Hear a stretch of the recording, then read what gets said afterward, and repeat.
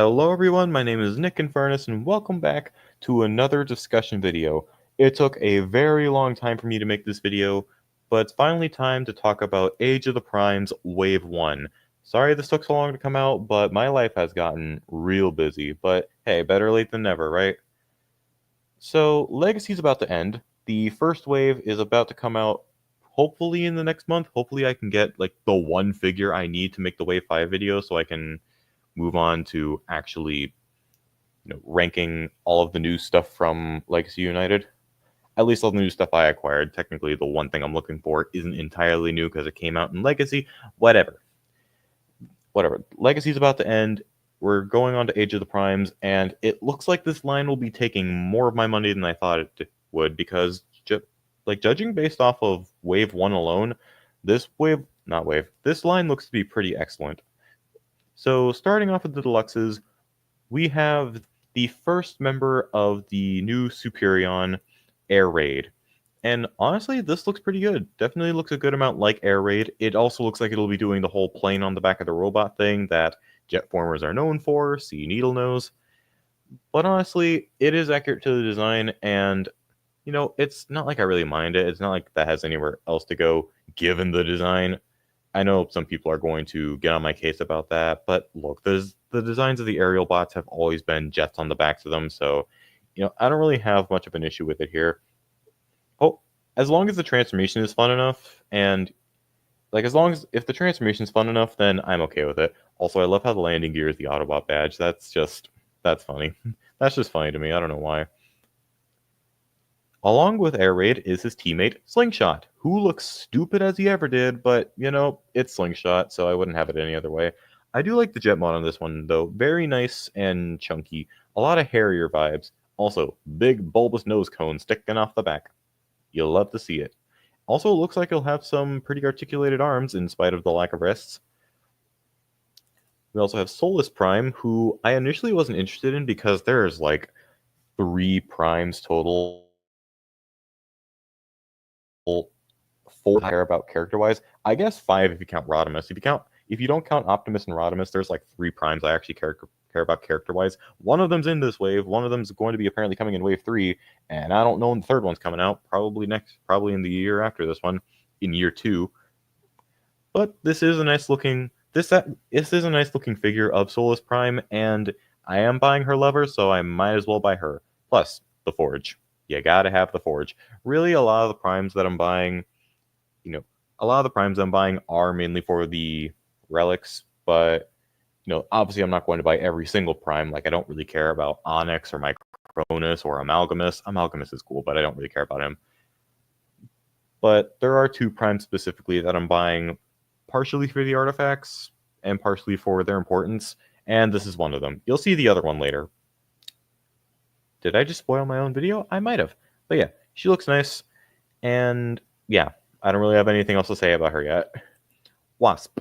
This is Animated Bumblebee in green. Animated Bumblebee is a really good figure, and I love the clear purple. I'm just a sucker for clear plastic. I'm one of those crazy people who love Siege Mirage because of the clear plastic. I mean, it feels durable, so it doesn't feel like it's going to break. Plus, there's not really anything in the transformation that would cause it to break. It's not like you're putting a lot of stress on it. And it's eye candy in the alt mode. And here, purple's working pretty well. Purple is one of my favorite colors, after all. I just don't really know if I need another version of the Animated Bumblebee mold in my collection, even if I do like the look of this one more. Again, the bright green's doing something. Voyager class. Starting off with Prima. This is the other one that I'm buying, both because of the relic and because of the importance, because I don't give 2 single shits about Prima, if I'm being completely honest. I mean, I like that the head is a reference to the design that was retconned to be his in G1, but otherwise, there's not really a lot to go off of here until Mark showed the behind-the-scenes images, or I guess it would be the behind-the-scenes images. If you don't know who Mark is, he's one of the designers at Hasbro for Transformers. And I honestly, it's simple, but I love that that his alt mode can turn into a hover car of sorts. So honestly, I'm all in on just having weird random gimmicks and figures. So yeah, I think I'll gladly pick up Prima. Plus he comes with the Star Saber, so you gotta have that somewhere. Plus it looks like it'll be a pretty fun Voyager, and the Voyager class, other than the cone heads, hasn't really given me any reasons to doubt them in Legacy. So yeah, pretty excited. Not as excited as I am for Red Alert, who honestly I don't know what to say about other than he looks phenomenal. This will be a very nice way for me to round out my Armada shelf, because after this and Wheeljack, I think I'm gonna stop with those. But he looks fantastic in both modes. Hopefully he'll have a fun transformation, and he looks like he'll be very articulated or very posable. Probably both. Yeah, very excited. This is probably the figure from this wave that I'm looking forward to the most, even though I didn't pre-order it. I just didn't see him selling out. Yeah, leader class. Blue Grimlock. I don't really care much for Blue Grimlock, but it is the 86 Grimlock mold, so if you want it, it's here. If you're a G2, if you have like nostalgia for G2 or something.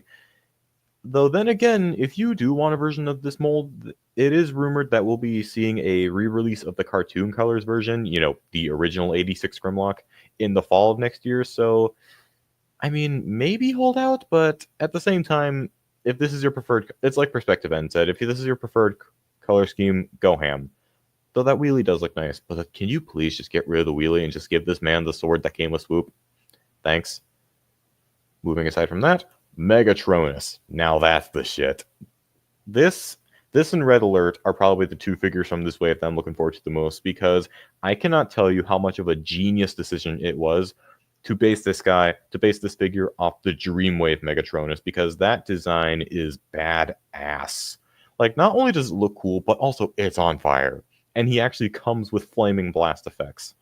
Like, honestly, of all the figures from this wave, like, even with Red Alert, this might actually just be the one that I'm most excited for, because it looks so cool. I'm hoping they don't turn it into 86 Megatron. I kind of doubt they will, but I mean, you never know.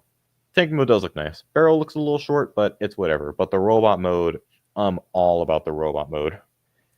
Moving on to Commander class, we've got Silverbolt, who looks a little soapy in these renders, but they are just that. They're just renders. So chances are he won't look this weird and soapy and gross in actual plastic.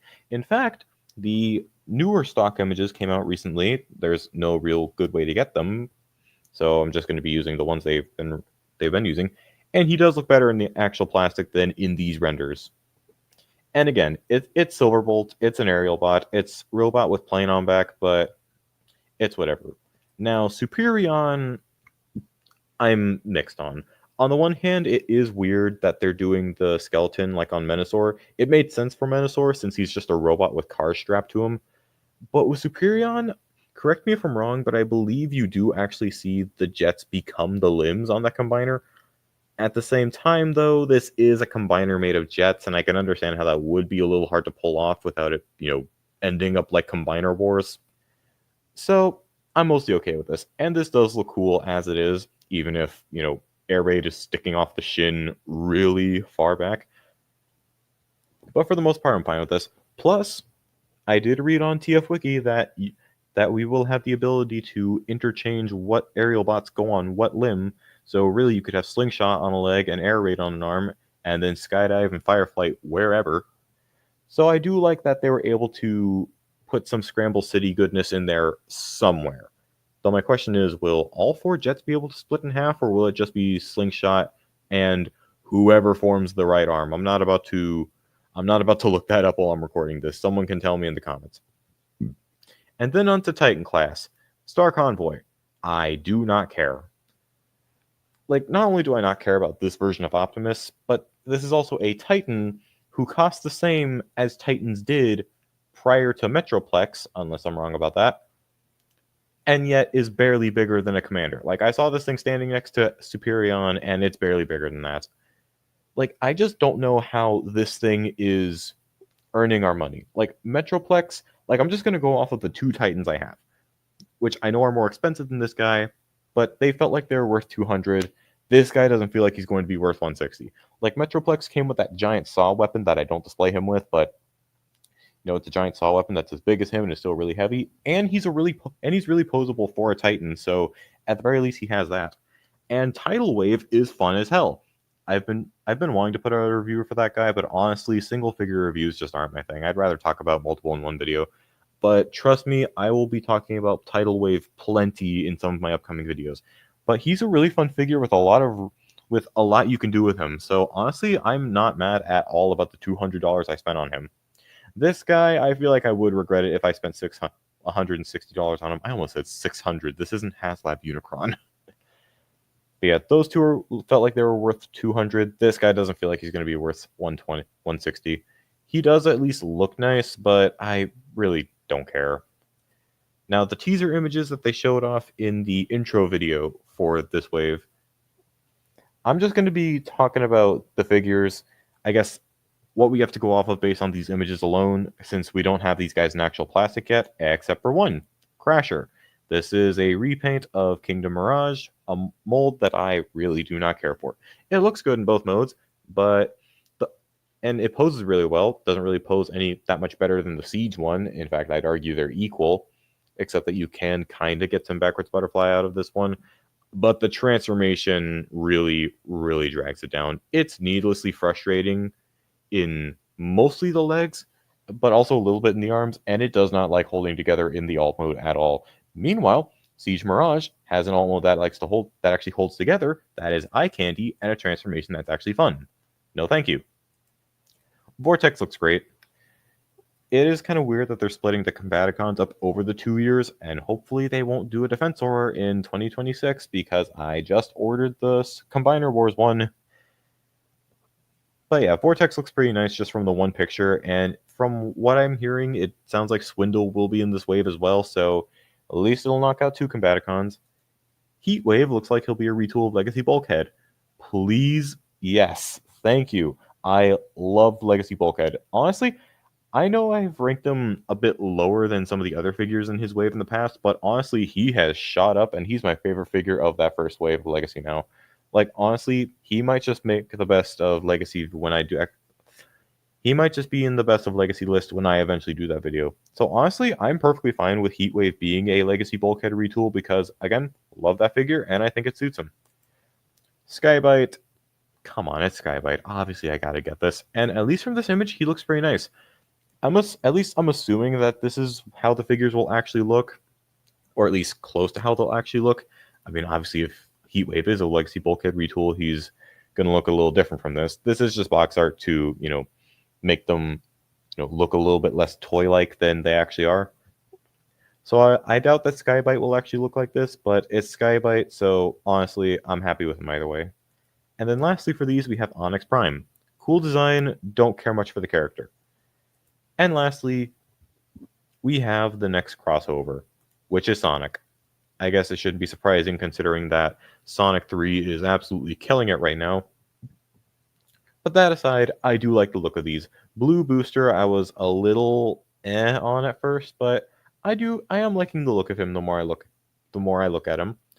There had to have been a better way for me to phrase that sentence. Wingtail, I'm all about, though. I love the plane mode, and honestly, I think it incorporates pretty well into the actual robot mode, and I like that it has 2 tails, like, tails. For once, this is a crossover that I might actually pick up. Anyways, guys, that's going to be it on my long overdue thoughts for the first wave of Age of the Primes. Again, sorry this took so long to come out, but I promise I should have at least one other video out before the end of the year. But if you enjoyed this video, feel free to leave a like and subscribe for more fun content. See you all in the next video. Take care, and Godspeed.